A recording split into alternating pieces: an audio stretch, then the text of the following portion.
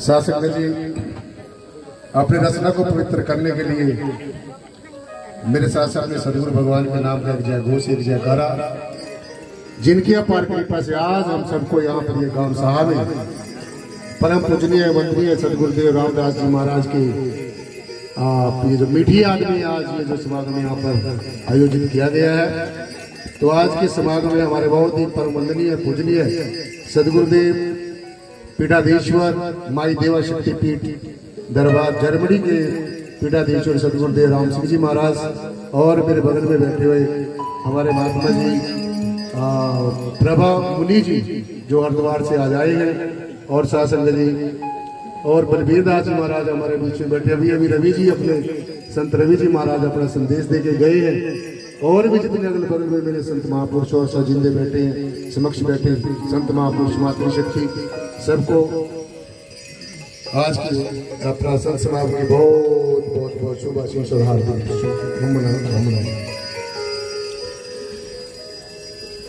आदि गुरु नमस्कार निराकार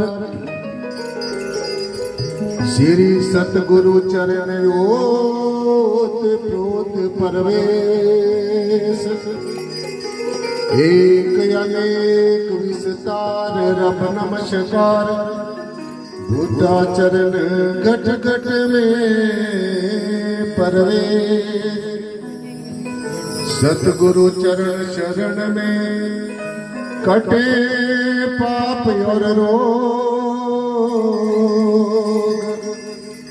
हर्ष शोक व्यापे नहीं मिले निरंतर योग मिले निरंतर योग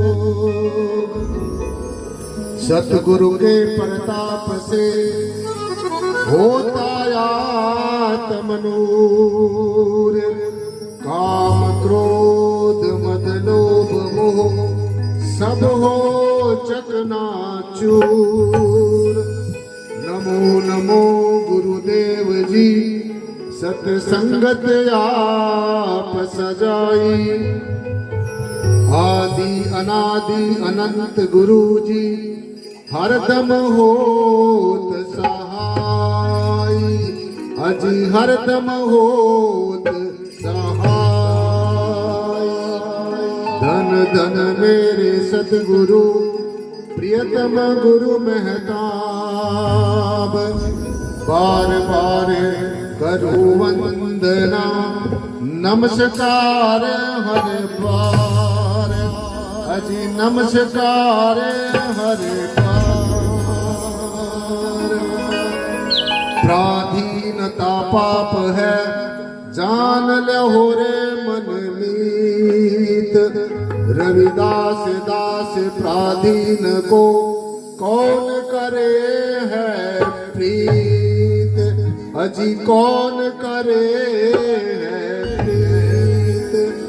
प्रेम पंथ की पालकी रविदास बैठियो आए सच्चे स्वामी सच्चे स्वामी सिमर को आनंद कहो नहीं जाए आनंद कहो नहीं जाए अजी सच्चे स्वामी मिलन को आनंद कहा नहीं जाए।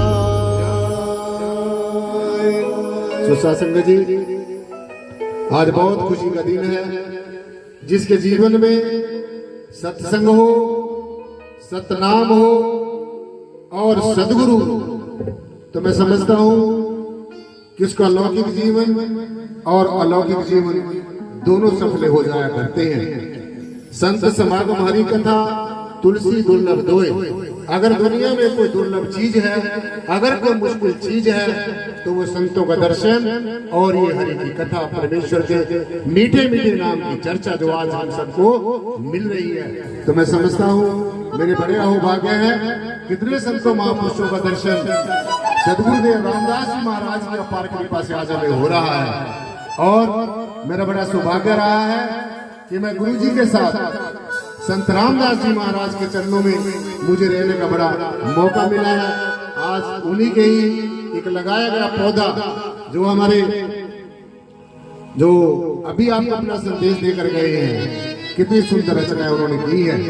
हमारे मोलू राम जी बाबा जी के बहुत प्रिय भक्त मेरा लाखों दबड़े देकर मान कर रहे हैं। तो शासक जी मैं ज्यादा समय नहीं लूंगा, आपको कुछ ऐसी चंद बातें आपके समक्ष में रखना चाहता हूँ। गुरु महाराज के सुपुत्र साहबजादे राजपाल जी महाराज मुझे लाखों दबड़े देकर मेरा मान कर रहे हैं। गुरु महाराज उनका बहुत बहुत जो है उनको चढ़िया कला में रखवाइए।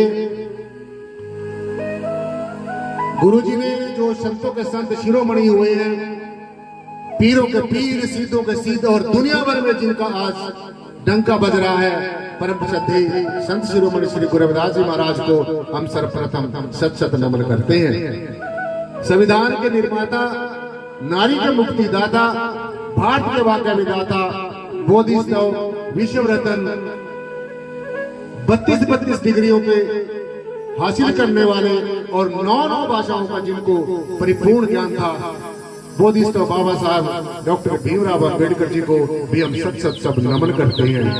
माता सावित्रीबाई फुले जो शिक्षा की देवी हुई है और जिन्होंने शिक्षा की अलख जगाई, उनको भी साथ साथ ही हम सत नमन करते हैं। महात्मा ज्योतिबाई फुले जिन्होंने उनका भरसक जो है साथ देकर सहयोग करके जन जन तक शिक्षा को पहुंचाया, और भी जितने हमारे जो समाज सुधारक, विचारक, रिफॉर्मर, सोशल रिफॉर्मर हुए, तो हम उनको सबको अपना सत नमन करते हुए समाज में लौकिक जन्म को और अलौकिक जीवन को ऊंचा उठाने के लिए सबसे पहला और सबसे अंतिम जो हमारी जो संघर्ष है वो शिक्षा है। बाबा साहब ने कहा शिक्षा वो शेरनी का दूध है, जो पिएगा वो ही दहाड़ेगा।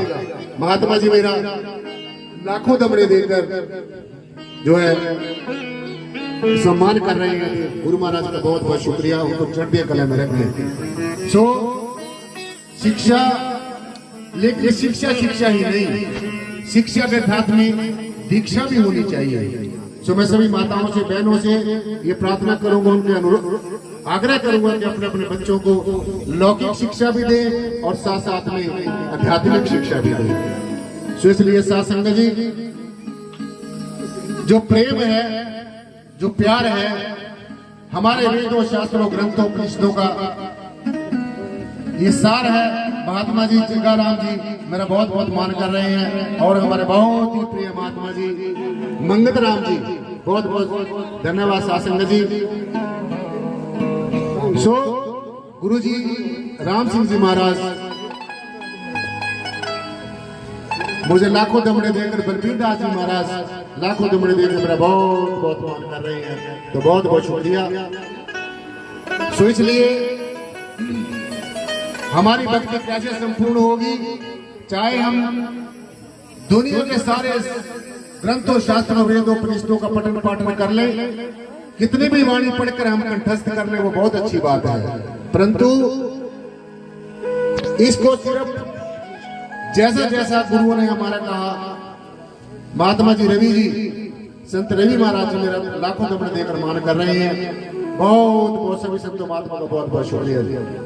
सो जो कंक्लूसिवली बात है, जो निचोड़ की बात है, सभी संतों ने कहा कि प्रेम, प्यार और प्रीति वो भी निस्वार्थ भाव से जो सतगुरु का आशिक हो जाता है, सतगुरु से मन से, वचन से प्रेम करता है, प्यार करता है, तो सासंग जी उसका लौकिक और अलौकिक जीवन दोनों सफल हो जाया करते हैं। सो इसलिए संतों महापुरुषों ने, सभी ने, वेदों, शास्त्रों, उपनिषदों ने यही कहा है कि जिन प्रेम कियो तिन ही प्रभु पायो। अगर परमेश्वर को पाना है, वैसे मैं एक बात आपको बताऊं, परमात्मा को कोई पाने की जरूरत नहीं है, परमात्मा को कोई ढूंढने की जरूरत नहीं है, परमात्मा हमें पहले ही प्राप्त है। परमात्मा मेरे साथ है, आप सबके साथ है, सब जगह है, सब जगह है, तो फिर यहाँ भी होगा, यहाँ पर भी है। इसलिए गुरु जी ने कहा, परमेश्वर के बारे में कहा कि सर्वव्यापी, सबसे न्यारा, ऐसी लीला है अपरंपारा। परमात्मा सर्वव्यापी भी है और सबसे न्यारा भी है। सो इसलिए परमात्मा को कोई ढूंढने की जरूरत नहीं है। ढूंढा उस चीज को जाता है जो कभी हमारे से गुम हो गई हो। और अगर हम बोल रहे हैं, देख रहे हैं, सुन रहे हैं, तो इससे बात साबित हो जाती है कि परमेश्वर हमेशा हमारे अंग और संग है। सभी अंग जितने भी हमारे शरीर के अंग है, सबके संग है। इसलिए सासंग जी, परमात्मा कोई मानने का विषय भी नहीं है। मैं जो जो बातें बता रहा हूं ध्यान से सुनना। हम मानने तक ही सीमित रह जाते हैं। मान लो परमात्मा ऐसा है, मान लो परमात्मा ऐसा है। परमात्मा कभी किसी को नहीं कहता भी आप मुझे मानो। कोई गुरु पीर पैगंबर किसी को नहीं कहता भी आप मुझे मानो। सिर्फ सब गुरुओं का, सब संतों महापुरुषों का यही कहना है कि मानना बाद में है, पहले जानना है। परमेश्वर को जानना है, और जब आप जान जाओगे फिर मानने की जरूरत नहीं पड़ेगी। और अगर जब तक आप नहीं जानोगे तो जगह जगह ढूंढते फिरते रहोगे। जब आप परमेश्वर की आपको अनुभूति हो जाएगी, साक्षात्कार हो जाएगा, अपने अंग संग रहने की रियलाइजेशन हो जाएगी, एहसास हो जाएगा, फिर आपको कोई जाने की जरूरत नहीं है। अहम ब्रह्मस्मि, मैं ही ब्रह्म हूँ, मेरे से अलग कोई ब्रह्म नहीं है, मेरे से अलग कोई परमात्मा नहीं है, मेरे से अलग कोई आत्मा नहीं है। मैं ही आत्मा हूँ, मैं शरीर भी हूँ, मन भी हूँ, बुद्धि भी हूँ, चित्त भी हूँ, अहंकार भी हूँ, और इन सबसे बड़े मैं पावन पवित्र आत्मा भी हूँ। तो इसलिए पहले जानकारी, गुरु जी ने कहा मानना बाद में है, पहले जानना है, पहचान करनी है। और परम सदेश संत शिरोमणि श्री गुरु रविदास जी महाराज ने पावन वाणी में बताया। ध्यान से सुनना है, मेरे अपने विचार नहीं है, मैं तो सिर्फ एक माध्यम हूँ। गुरु जी ने परमात्मा की और परमात्मा के स्वरूपी आत्मा की पहचान बताई कि काटा कटे न आत्मा, पानी सके न गाड़, रविदास वायु सुखात न आग सके न जाड़। यानी कि परमात्मा एक ऐसी हस्ती का नाम है, एक ऐसी एग्जिस्टेंस का नाम है, एक ऐसे है पने का नाम है जो हमेशा था, है और रहेगा।